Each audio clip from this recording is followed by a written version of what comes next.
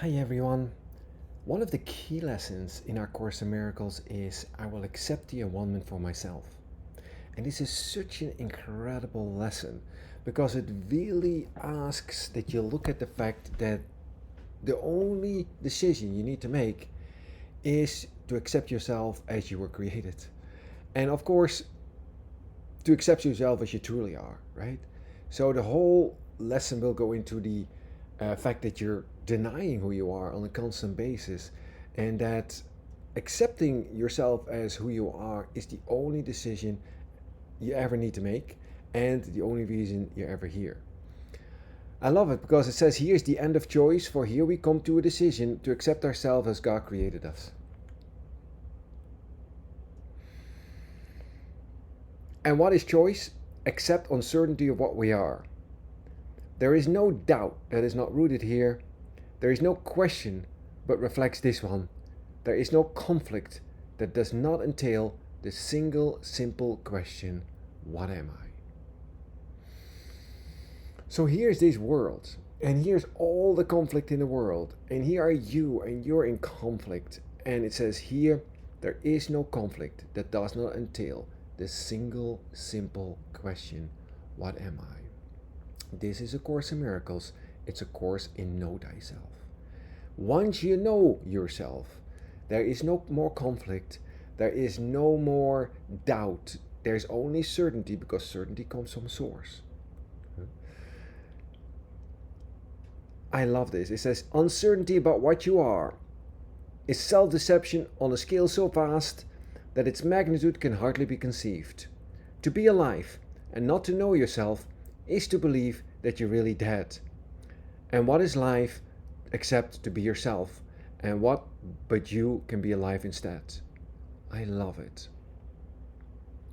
But an amazing idea that really as you define yourself as a human being, define yourself as separate from Source. You have a name, right? You have certain things you like, certain things you don't like, certain things you feel are your qualities, certain things are not.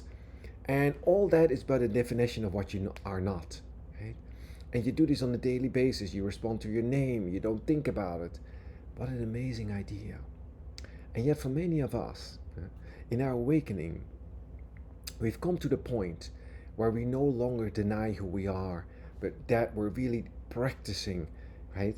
The shift in mindset that is the acceptance of you, who you truly are. And what an amazing idea that you must be taught to accept what you are, because what you are is what you are. Like, how could you not, right? How could you not be that? And yet somewhere here you are as a definition of yourself that is not you. Amazing lesson. It says, Atonement remedies a strange idea that it is possible to doubt yourself and to be unsure of what you really are. For those of us, and for those of you out there who have been undergoing this transformation of mind, this spiritual transformation, right? There's a point where that certainty kicks in. And you know that you've never had that certainty, and you're absolutely certain about it. Something in you, right? That comes from a place, something deep within you, and yet it's not a place that necessarily pertains to how you define yourself, right? It's Source. All certainty comes from God, right? I love that. It said, yet this is the depth of madness, yet it is the universal question of the world. What does this mean except the world is mad? Nothing the world believes is true. Love that line. Nothing the world believes is true, because it's a place where those who come, it's a place whose purpose is to be a home where those who claim they do not know themselves can come to question what it is they are. That's funny, right? This is a place where you come to question who you are, right? And claim you don't know yourself. You know yourself perfectly well. Everyone knows what he is. How could you not? It's what you are, right? And all you need to do is for a moment just be quiet and be shown, and stop constantly denying what it is that you are. Yeah? It's like, stop the chatter, stop the meaningless thoughts, right? And come for one moment with holy empty hands unto your God and let yourself be shown who you are. What an amazing idea. Of course you know perfectly well who you are. And they will come again until the time at one is accepted, and they learn it is impossible to doubt yourself and not to be aware of what you are. Right? Like, this is a learning place. Here you learn to accept yourself as you truly are. You are perfect and whole as God created you. Right? There's never been a time that you're not. And you're not this body. This is not what you are. Right? Your mind. And everything is thought. Everything is an idea. And yet here there seems to be things and images that are not you. That's not true. This is you in your entirety, right? In a setting of separation. But there is another way to look at this, right? This is our Course in Miracles. There is another way that I can look at this by changing my mind, by replacing these thoughts. Amazing. Only acceptance can be asked of you for what you are is certain. This is a course in accepting who you are. That's all. Right? It's not a change. Right? This is what you are. And really all it requires is acceptance. There is no other process going on except, stop denying who you are. Accept who you are. It is set forever in the holy mind of God and in your own. It is so far beyond all doubt and question that to ask what it must be is all the proof you need to show that you believe the contradiction, that you know not what you cannot fail to know. This makes me happy. Right? When you come to the point where you love the uncompromising statements of truth because you've learned that that's the way that works. Truth is true and nothing else is true. And you accept these within your mind, it makes you undescribable happy because your mind has changed. It's no longer trying to find a compromise between truth and illusion, except it happily accepts these uncompromising, holy, true statements.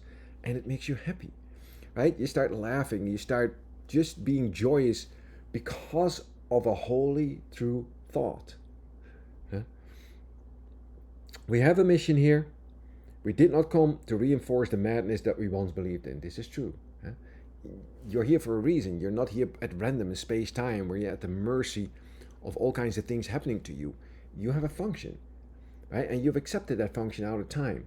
And now you're here in time, and you're here to fulfill your function.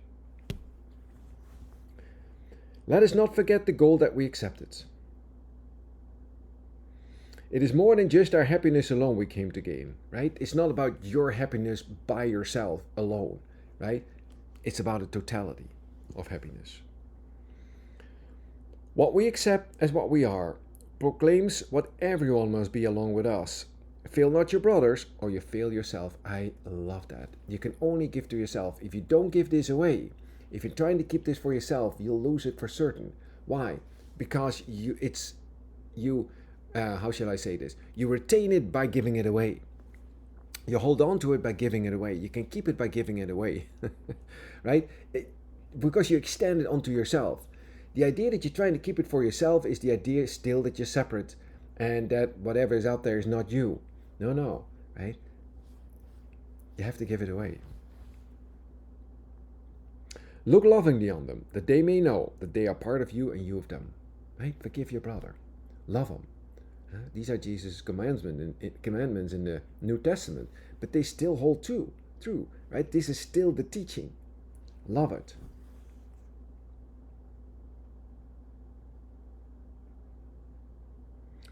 This doesn't Wellman teach and demonstrates the oneness of God's Son is unassailed by his belief he knows not what he is.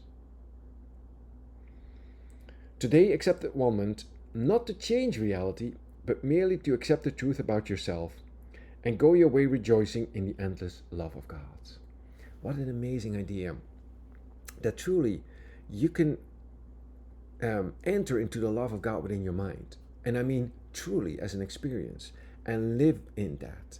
And be in that the entire day long. Because you've chosen no longer to deny who you are. You've chosen to accept who you are. Right? And you've chosen to let go of fear. And when that love just wells up in you, right, there's no way you can contain it, right? Because love cannot be contained. It doesn't work that way. Love extends into itself. What an amazing idea.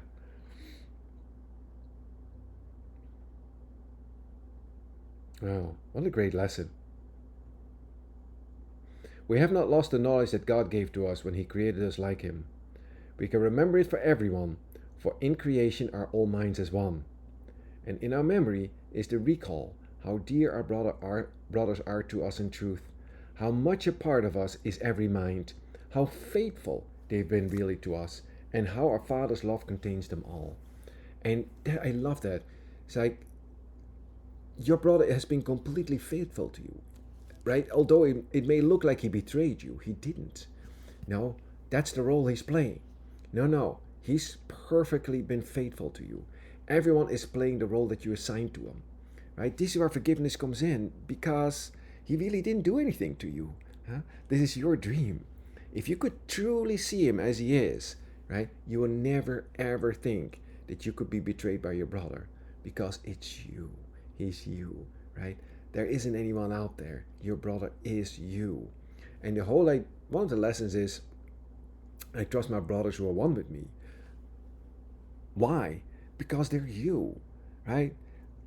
They're not someone else. How would you not trust them if they're you? But if you think about it, right? Just that idea is amazing. They have been completely faithful to you, right? They've been with you and they will go home with you. They cannot not. I love that idea. None of this is true, right? What we have learned is that none of this is true. This is a dream. And you're waking up from your own dream, right? How would you not forgive if you actually accepted that none of this is true? How could you not forgive if you accepted that you're doing it to yourself, right? It's your dream. You're not part of someone else's dream. You're not part of a world that's somehow keeping you separate from source and is attacking you. That's not true. You see your own attack reflected out there because you decided to attack yourself. And so it had nowhere to go because ideas leave not their source. So you see your attack reflected right back at you. So forgiveness then recognizes that you're doing it to yourself, recognizes that it ain't out there, and then internalizes that, knowing full well you have nowhere to go with it, right? So all forgiveness is self forgiveness, right? It's I'm doing it to myself, let it go. You have no need for that anymore. You come to a point where you go like, I don't need to do that anymore. I don't need to attack myself anymore. I've had enough. And you start watching your thoughts, and when these attack thoughts come up, you go like, nope, that ain't it, right? That ain't it. And just quickly replace them with a thought of forgiveness. You become really sensitive to that, isn't it? You become really, really sensitive to the idea of unforgiveness. And as soon because in your awakening, it's like all your defenses fall away. And as soon as you let go of that, as soon as because it's like basically you're being opened up, you're being ripped open, right? And so it becomes really, really close, like the veil is really, really thin, and you experience the pain of that immediately, as opposed to maybe some other point in space-time where you were heavily defended and you didn't feel the pain of that.